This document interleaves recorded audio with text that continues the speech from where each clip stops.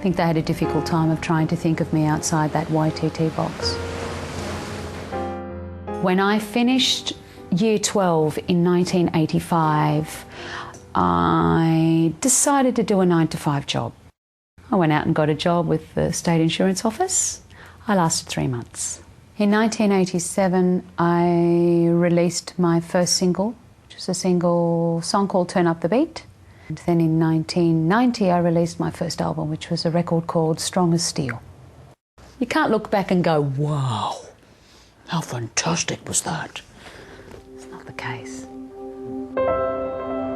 In 1991, I decided to leave Australia to go and set up in LA to learn the craft of songwriting. I was terrified, I was completely alone, and I would cry myself to sleep at night. But I kind of found that writing about things that I had feared and loved and hoped for was what was going to obviously heal me, and they have. I come back to Australia at the end of 1993 and a few months later released Don't Ask. Don't Ask has become Australia's top-selling album of 95. It's heading for worldwide sales of 2 million records. Here she is, the first Aussie girl to win ARIA Award for Album of the Year, Miss Tina Arena. When you have only ever been confronted with negativity and then you are critically acclaimed, everybody's talking about you, everywhere you go you hear your song, it was a huge slap in the face. You know, it was like, whoa, what do you mean? Particularly when you come from a background where you've always had to struggle. And then to have the opposite thing, it was very, very, very big pill to digest at the time. It's interesting you say that, because normally it's not success which is the hard pill to swallow, but it's failure. I had danced with failure for such a long time, or what I thought was failure anyway.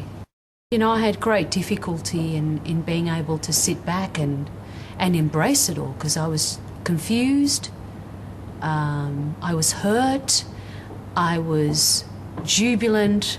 I couldn't believe I'd gotten to the...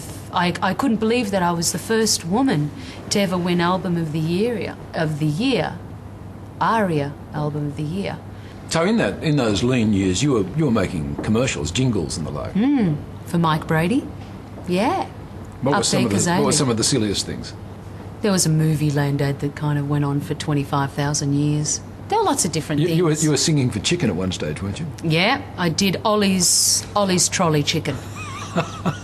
Do you remember it? Yeah, I do. How'd it go? How can I forget? What is it? Ollie's got this thing about quality, and everything we do. Life can only get better after that. Life can only get better. There's only one way from there.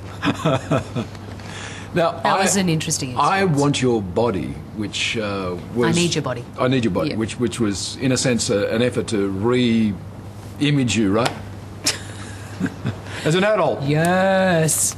And boy, what a great job I did at that. These days you say you felt manipulated about all of that. No, no. I was a kid. I didn't know who I was. I didn't know how to dress. Talk about an identity crisis. I think that was the period where my greatest identity crisis occurred. I could sing anything, but that's not the point. The point is about honing in and finding and connecting with something, and I was completely unconnected. You've said if you didn't find a way of dealing with this, you'd end up 6 feet under. Probably. You know, do you know many wonderful childhood performers who have had fabulous endings? Not really. I mean, you talk about crying yourself to sleep every night. Not every night, but in LA often, for example. Oh, God. The sense of aloneness is great. Yes, I do. I get what loneliness is all about. And it wasn't only that period in 1990, 91, 92 when I was in and out of LA learning the craft.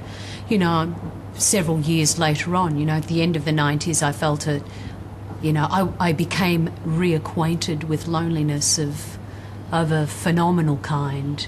Not only that, not only loneliness, but just who am I? Why am I in this position?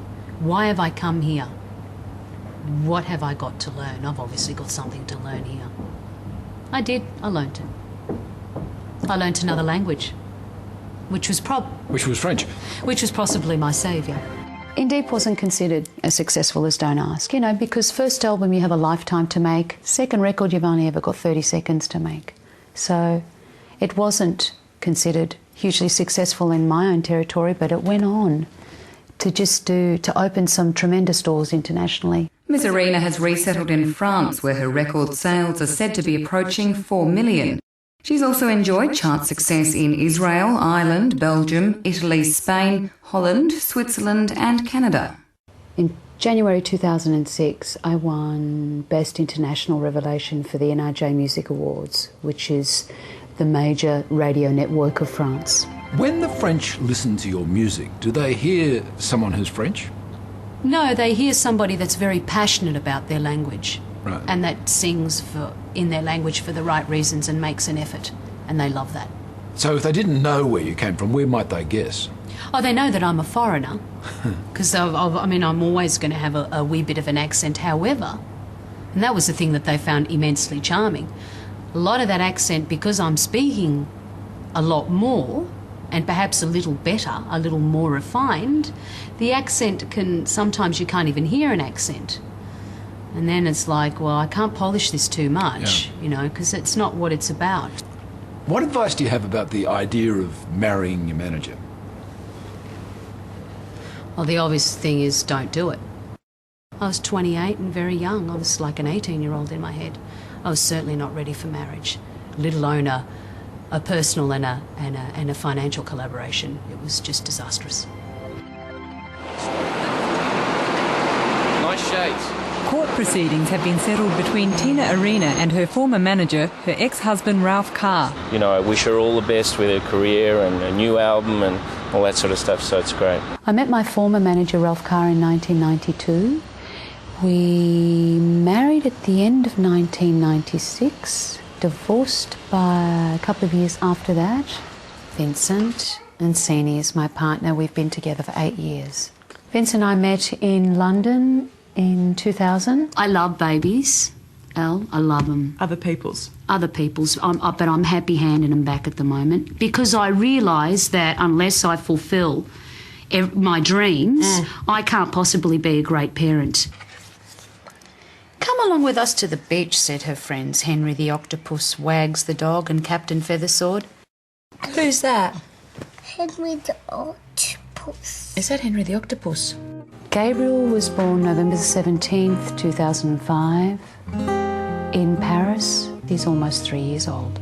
Non, le melon qui est orange. Oui, le melon qui est orange. Ouais, c'est ça que tu aimes. C'est ça? My two men are the greatest loves of my life. I live for them. If Gabriel, your son, were going down that same path, a developing showbiz career as a child, how would you feel? I wouldn't let him. Why? There's a very, very real reason for that. I know what the business is about. And the business now is not the business that I grew up in as a child. It's toxic. I'm sorry. It's a completely different ball game. So am I really prepared for Gabriel to be a part of it? I will never stop Gabriel from pursuing a dream. He's Gabriel. He's not Tina Arena's son. That's why he would never have my name. I would never burden my beautiful boy with that. But I will always encourage his journey, providing it's healthy. I will always encourage it. I prefer him to not be in show business. Is this a journey you have to make by yourself, or were you able to lean on people's shoulders? Oh, good question. We need to be able to rely on honourable shoulders to lean on. And that's part of the trick of this trade. Discernment, which is a word that not many people really speak about. Unless you surround yourself in the right, honourable environment, it can be a roller coaster ride that you'll never forget. So it's more than just trusting yourself professionally, it's trusting yourself personally too, is it? I don't really think I kind of feel as though turning 40 has really made me come into my own.